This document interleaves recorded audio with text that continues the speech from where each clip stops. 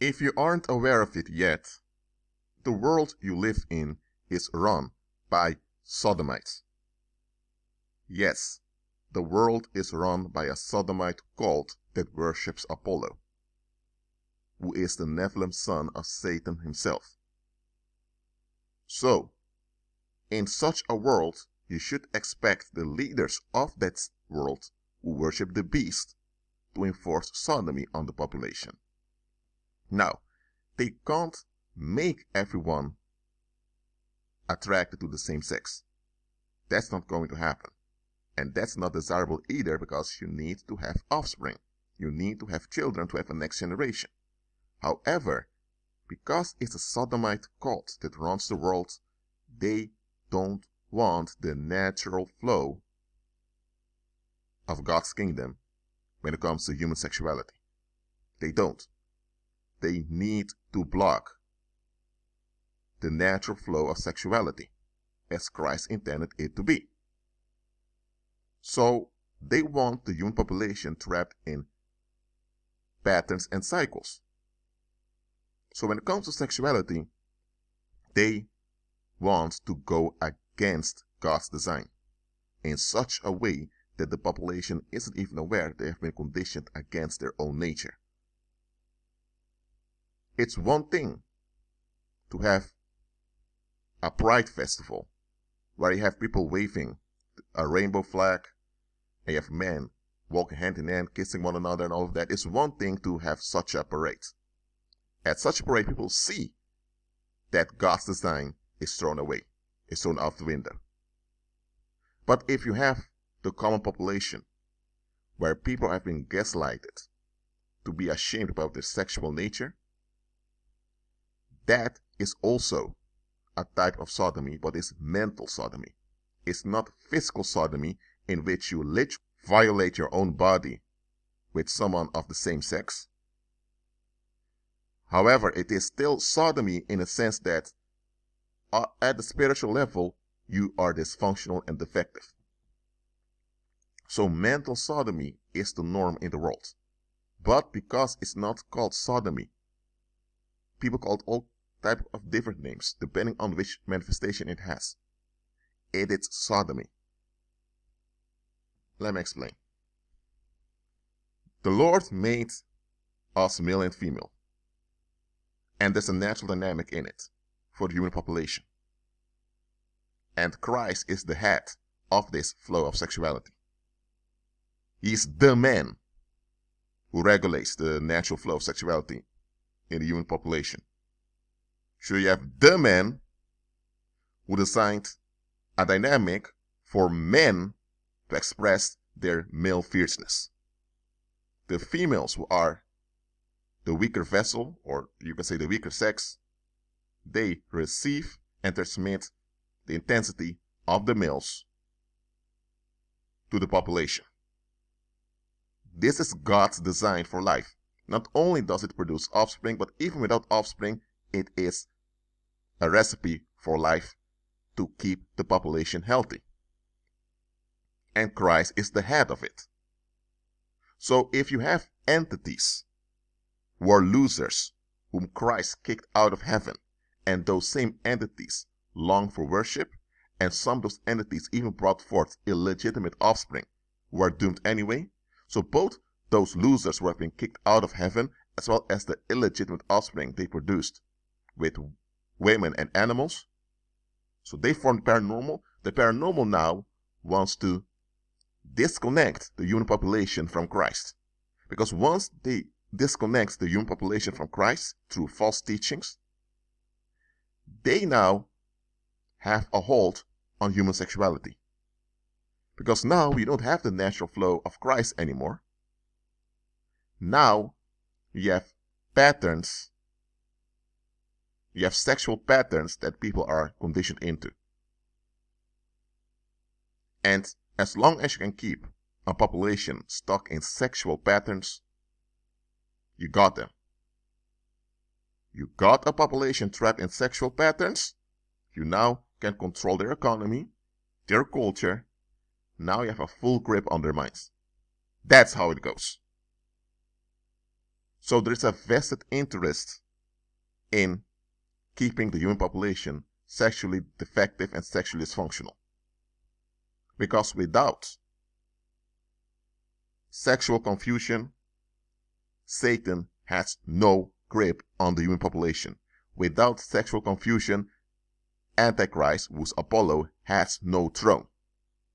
The whole beast system depends on mental sodomy. Mental sodomy is every way of thinking, feeling, and relating to human sexuality that's not in line with Christ. So, the moment you are conditioned into mental sodomy, you're not aware it's sodomy, because you're not even aware you've been conditioned, but the moment you are participating in energetic homosexuality, because mental sodomy leads to energetic homosexuality, the moment you operate in that, you are now addicted to the validation of the community. Now, every human being needs community. There's nothing wrong with that. But the moment you become addicted to the validation of the community, that's wrong. And this is what mental sodomy leads to. Mental sodomy leads you to become codependent on the validation of society when it relates to your sexuality. So now, instead of you operating in the natural flow of Christ, who is the man, now you as a man are clinging for the approval of other men who are humans just like you. Instead of being confident in how the man, God himself, designed you, now you want other men to validate what it means to be a man. And this validation happens in a hierarchy, in a pyramid scheme, in which you are expected to bow down and submit to the sexual aggression and sexual violence of older and stronger men. That is what the world is. It's a pyramid, it's a sodomite pyramid scheme to trap males in energetic homosexuality. Because once males are trapped in energetic homosexuality, they are easily drained because they have no self-worth. And in this condition, evil spirits have an easy way with them, because evil spirits need to feed off of human energy. The human being is a spirit being with a soul attached to the spirit inhabiting a body. As a spirit being, they emit energy. We are energetic creatures as human beings, and evil spirits feed off our emissions, especially male emissions. Evil spirits are obsessed, addicted, and, how would I say, they are wild for male emissions, especially male sexual emissions. So those sodomite entities need men to be trapped in sexual dysfunction, which begins in the mind. Because once the mind is defective, the rest follows. So that is why in pagan Christianity is that religion we call Christianity, which is it's a counterfeit of the authentic real Christianity. Real Christianity is the movement and heritage of believers throughout history. That's real Christianity. Pagan Christianity is that religion with its institutions that originated in Rome. And you have diverse sects and cults that came forth out of it also. That's what pagan Christianity is. People who are awake call it pagan Christianity because it's a religion, so it's pagan, and it claims to be for Christ, while it can't be for Christ because it's pagan. Okay, so it's pagan Christianity. You know which religion I'm talking about. You know which cult it is. That's why pagan Christianity is called the mother of all harlots. Because in pagan Christianity, you are offered two versions of sexuality which don't actually exist in themselves. You have the loose, whorish sexuality, which you're told to avoid because it obviously brings trouble, and as a human being you can sense the trouble this whorish sexuality produces, so you don't want that. But then they tell you to avoid this whorish one, you need to submit to these patterns over here, in which you need to get into a wedlock, and after you're in a wedlock, the priest or the pastor has to decide how you're going to do it with your partner. So the other version they offer you is a restriction below a pyramid scheme. And the pyramid scheme is run by Sodomites. That's why in Roman Catholicism, the priests are not allowed to marry a female, which goes against Christ. So you have a Sodomite pyramid scheme that regulates human sexual activity. So those are the two quote-unquote sexualities that pagan Christianity offers you. Now, if you would fall for that whorish sexuality that they promote, you would become obviously dysfunctional. And you don't want that as a human being. But the other version they offer you is just as defective. But because with that other, there are some benefits in the short term, you think, okay, this is correct. And because they use Bible verse to support the second one, you tend to fall for the second one. Even worldly people who are not involved directly with pagan Christianity fall for the second one. Because this sexual duality is a game that the ancient Greeks and ancient Romans played on the population. So it's nothing new.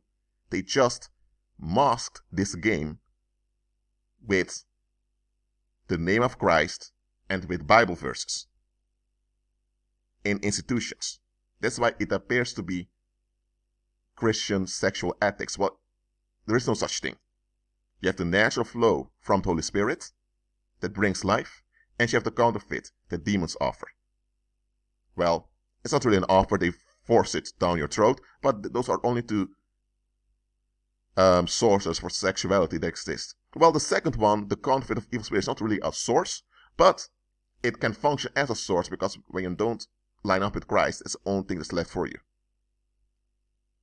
But this duality that pagan Christianity enforces on the population is what keeps generation of generation defective.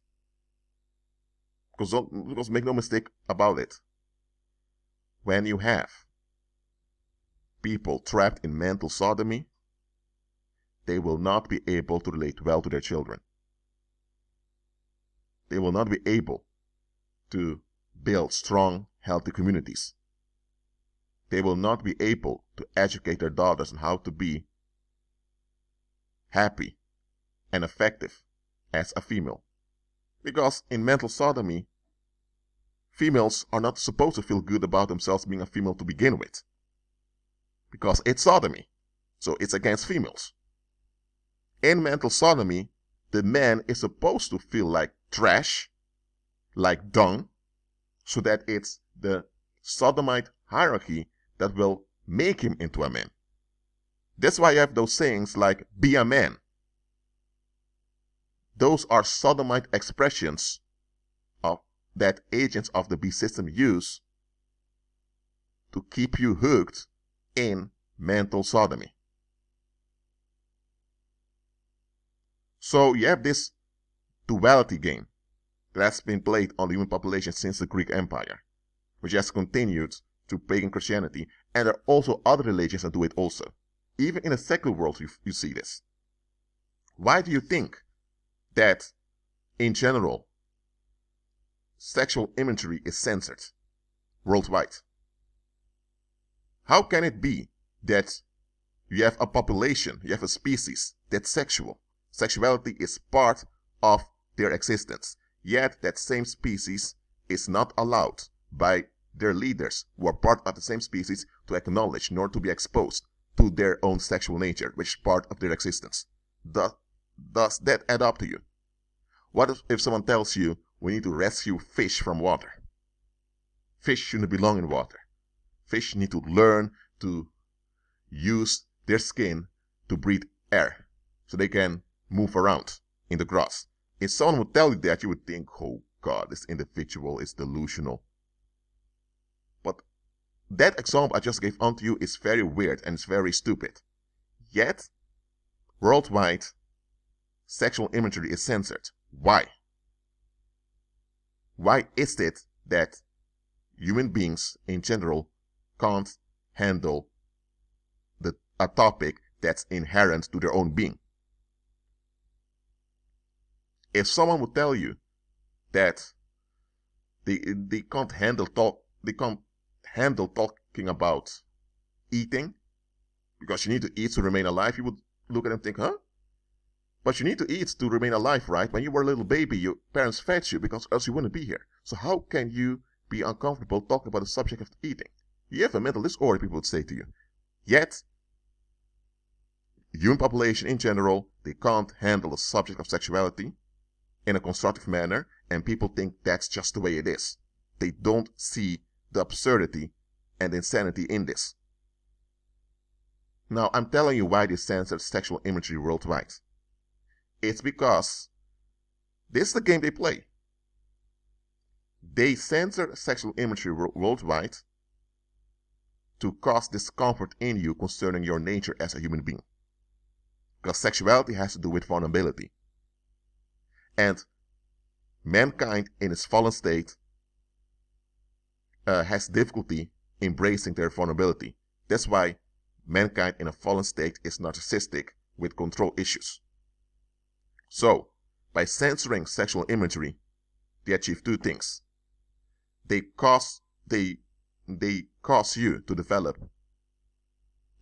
mental discomfort with the subject, which will lead to compensatory behaviors or addictions. And secondly, once those compensatory behaviors or addictions manifest, they now come with sexual restrictions led by a sodomite hierarchy to keep you in check. And then you have two options. Either you get along with the obvious dysfunctions and all the violence that comes along with it, or you submit to the violence of the sodomite hierarchy. The third option, which is the real thing you should do, is to be delivered, is not offered unto you. It's a game that's played on the man. So better said, it's a scam.